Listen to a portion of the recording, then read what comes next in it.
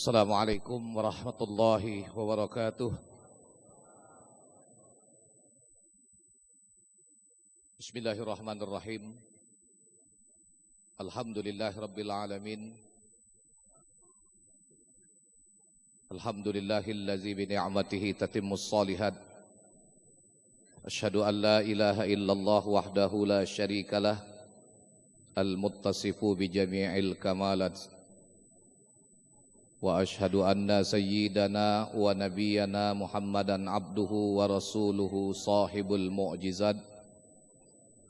Allahumma salli wa sallim wa barik ala sayyidina Muhammad allazi akramahu Allahu bil khususiyat wa ala alihi wa ashabihi zawil maqamatil aliyat. Subhanaka la ilma lana illa ma 'allamtana innaka antal alimul hakim. Wa qala rabbi shrah li sadri wa yassir li amri wahlul 'uqdatam min lisani yafqahu qawli, amma ba'd.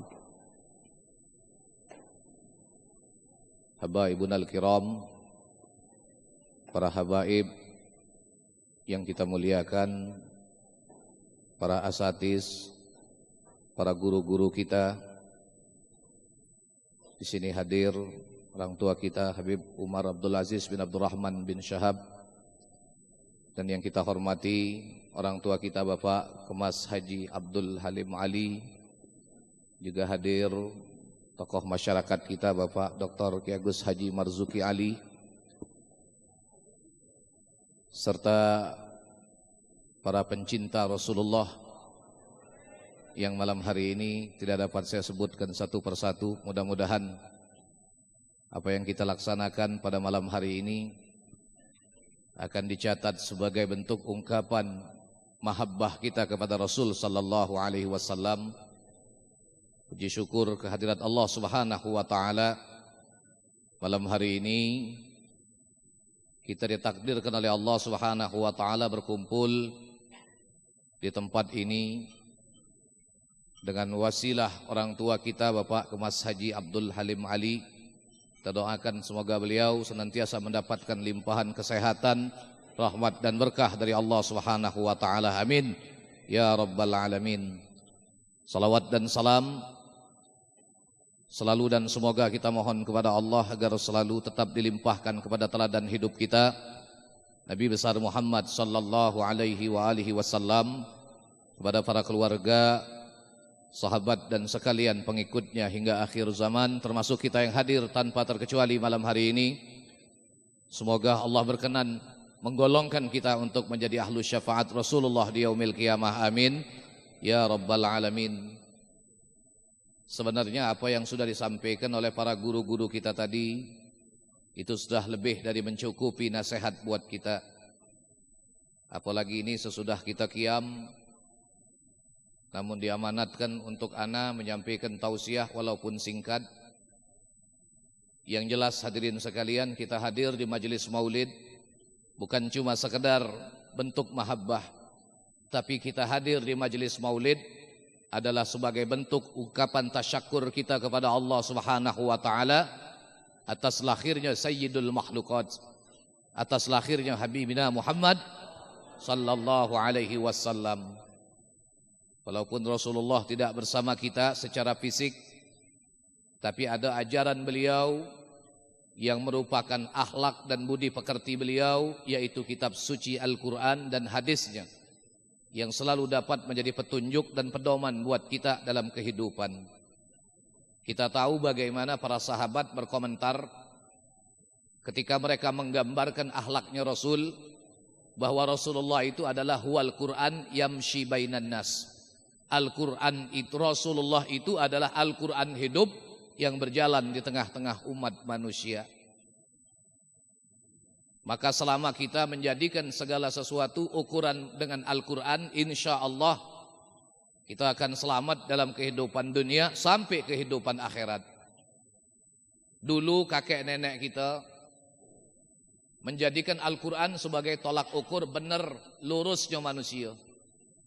Berbeda di zaman sekarang, kebanyakan orang Mengukur benarnya manusia terkadang diukur dari sisi duniawi dan materi. Dulu kalau kita ketemu kakek nenek kita yang ditanya apa? Lah pacak ngaji apa belum nang kamu? Ini pertanyaannya. Anak gadis kalau dapat jodoh, emaknya bertanya, pacak ngaji dak nak calon laki kau? Ngapo mak? Aku sedih kakek kau belaki, laki kau dak baca ngaji, semayang, solat, siapa yang jadi imam kau? Zaman sekarang yang ditanya begitu anak gadis yang dapat jodoh, tamat apa laki kau, begawe di mana, lah punya rumah dewek apa belum, punya mobil apa belum? Yang nak belaki itu anaknya apa emaknya? Tidak beres juga emak kalau nanjong model emak ini ya tak? Bahkan di Masjid Agung ada yang sempat nanya, Ustadz kita di Palembang ini ada satu tradisi keagamaan yang sudah mulai hilang. Anak tanya tradisi apa Pak? Lah sudah payah sekarang Ustadz di Palembang kita nemukan tradisi khotam Quran sesudah akad nikah. Anak ngomong Pak, bukan dak kati, sebenarnya menak diado ke baca, cuma mak mano nak khotam Quran karena mak ini hari banyak pengantin dak baca ngaji. Disuruh ngucap syahadat, asyhadu alla ilaha illallah wa asyhadu anna Muhammadar Rasulullah. Ya Allah, lah kalau mak gemet bibirnya. Giliran lagu sekian banyak dia hafalkan. Tapi ketika mengucap syahadat masih salah. Makanya benar orang zaman dulu Pak, ukuran manusia itu diukur dengan Al-Qur'an. Maka ada cerita hadirin sekalian, cerita boleh ngulak juga ini. Cerita 3 ikok mangcik budak bujang naksir anak gadis kiai.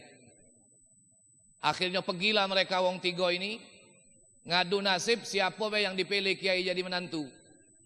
Begitu sampai di tempat kiai, ditanya kiai, apa hajat kamu? Pokoknya kiai terserahlah, pilih salah satu dari kami, siapa yang nak kiai jadi kemenantu, kami terima. Kami dak katik yang iri, kami dak katik saling dengki. Wong 3 dia nih Pak, Anas, Torik sama Imron. Apa tanyaan kiai? Pacak ngaji tak kamu? Insyaallah pacak. Dipanggillah bujang pertama. Siapa nama kau nang uji kiai? Nama aku Anas kiai. Kau bacalah Quran surat An-Nas uji kiai sesuai nama kau. Lancar, mata menjem sambil berlari lagi baca. Nah bujang kedua ditanya kiai, siapa nama kau? Nama aku Torik kiai. Kau baca surat At-Torik sesuai nama kau kata kiai. Lancar sekian belas ayat. Bujang ketiga panas dingin. Mati aku jinyo 200 ayat Ustaz. Imron nama dia. Deng bagus wae Ustaz Taufik. 200 ayat tuh maca tartil baca 2 jam. Muter otak Pak, mak manolah nak ngakalinya ngelak ke jangan baca Ali Imron. Des giliran dia diundang kiai, siapa nama kau nang uji kiai? Nama aku Imron kiai, tapi panggilan aku Kulhu jinyo. Tinggal kiai yang kebingungan Pak. Jadi nak disuruh maca Ali Imron apa suruh maca Kulhu dia nih? Sudah nang uji kiai menmak itu kamu wong 3 balik lah dulu ngapo? Aku nak salat istikharah dulu. Nah, menurut kamu siapalah di mbek kiai jadi mantu? Hah? Bukan Imron, no, tanya kiai nak mantu bukan kamu. Kan kiai lah ngomong aku nak istikharah dulu. Ana sampai malam ini lagi tak terjawab Ustaz Alwi, siapa yang jadi menantu kiai? Nah, inilah Al-Qur'an hadirin sekalian. Kita lihat hadirin sekalian bagaimana kemuliaan Al-Qur'an. Satu ayat yang dinistakan Pak, jutaan manusia kumpul di Monas. Masih ada lebih dari 6.000 ayat dalam Al-Quran. Maka jangan main-main. Itu sebab orang zaman dulu berkah Pak. Kenapa? Karena Al-Quran dijadikan pedoman. Kita ketika Al-Quran terkadang dinistakan Pak, apa yang kita bisa bela buat Islam? Apa yang kita bisa bela buat Al-Quran? Hidup ni dak urung idak bakal ada pertanggungan jawab di hadapan Allah. Akhir hidup dak katik pilihan lain Pak, cuma 2. Jangan tanya pilihan ketiga. Cuma ada 2 pilihan akhir hidup kita, husnul khotimah atau su'ul khotimah. Na'udzubillah. Su'ul khotimah dak baca diomong Pak, ngeri gitu. Lah banyak contohnya manusia yang macam-macam akhir kehidupannya Allah jadikan dengan su'ul khotimah. Kalau husnul khotimah, inilah harapan setiap kita. Termasuk kita duduk malam ini di majelis ini. Kita baca salawat kepada Nabi. Kita mengagungkan, memuliakan Nabi. Siapa yang memuliakan Nabi itu insya Allah jaminan akhir hayatnya bakal dapat husnul khotimah, Pak. Ada yang nanya, Pak Ustadz, kira-kira husnul khotimah itu ada tanda dah, ada ciri dah? Ada. Dalam kitab Tazkiratul Qurtubi, Imam Qurtubi menjelaskan sebuah hadis Rasulullah. Ciri wong yang dapat husnul khotimah itu ada 3, Pak. Yang pertama, kata Rasulullah, kamu jingok keningnya waktu sesaat sesudah sakaratul maut, berkeringat, mengkilat, pecah berminyak. Cuma jangan pula wong nak mati kamu polesi minyak. Mengkilat, berkeringat, Pak, pecah, berkeringat ya. Nah, itu tanda husnul khotimah. Yang kedua, kamu lihat kata Rasulullah, kedua sudut matanya ada butiran banyu mata. Kemudian yang ketiga, kamu jingok bagian depan hidungnya agak mengembang. Jadi yang pertama ini ada takbirnya kalau, Pak. Yang pertama keningnya berkeringat, berminyak, pecah, mengkilat. Itu cirinya apa? Saking gembiranya dia saat dia meninggal.